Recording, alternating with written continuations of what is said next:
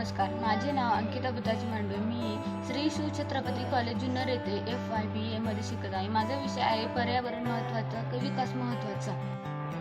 आपल्या सभोवताली जीवसृष्टी व तिला आवश्यक असणारे घटक हवा, पाणी, जमीन, पशुपक्षी, प्राणी, कीटक, मनुष्य इत्यादी मिळून पर्यावरण बनते.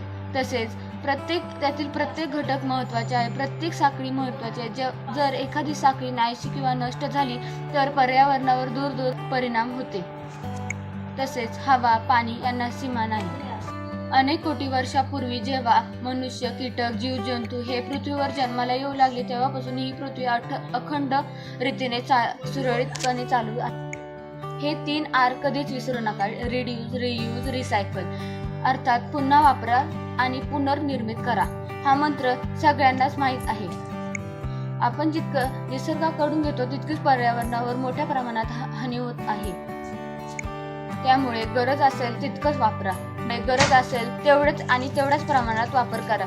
जर गरज कमी केली की वस्तूची मागणीही कमी होते आणि त्या वस्तूमुळे निसर्गावर पडणारा ताणही कमी होतो. झाडाआधी आम्हाला कापा हे वाक्य भारतातील हसदेव जंगल येथील मध्य भारतातील छत्तीसगड या राज्यातील जंगल आहे. हे जंगल 1,70,000 हेक्टर क्षेत्रफळावर आहे.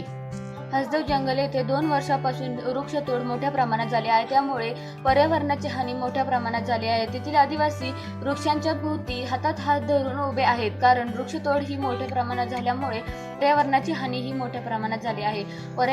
पर्यावरणाची हानी आपणच करतो आणि ती आपल्यालाच भोगावी लागते, कारण पर्यावरणामुळे आपल्याला अन्न, पाणी, हवा हे पर्यावरणाकडून आपल्याला मिळते. जर आपण पर्यावरणाची हानी केली तर आपल्याला अन्न, पाणी, हवा हे मिळणे मुश्किल होईल. जगही नष्ट होईल.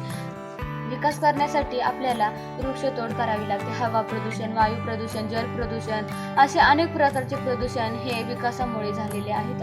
तसं बघायला गेलं तर हवा प्रदूषण, जल प्रदूषण हेही मोठ्या प्रमाणात होत आहे, कारण औद्योगिक विकासामुळे हे मोठ्या प्रमाणात प्रदूषण झाले आहे. तर मोठमोठ्या कंपन्यांमधील सांडपाणी हे नद्यांमध्ये सोडले जाते आणि समुद्रामध्ये असलेल्या प्राण्यांवरती हे संकट मोठ्या प्रमाणावर ओढवले जाते. काही वेळी ते प्राणी मरणही पावतात. अजून एक मुद्दा, तसं बघायला गेलं तर प्लॅस्टिकचा वापर आजकाल मोठ्या प्रमाणात होत आहे. प्लॅस्टिकच्या वापरामुळे नदी, नाल्या तुंबल्या गेल्या. त्या इतर प्राण्यांवरही मोठ्या प्रमाणात संकट ओढवले आहे.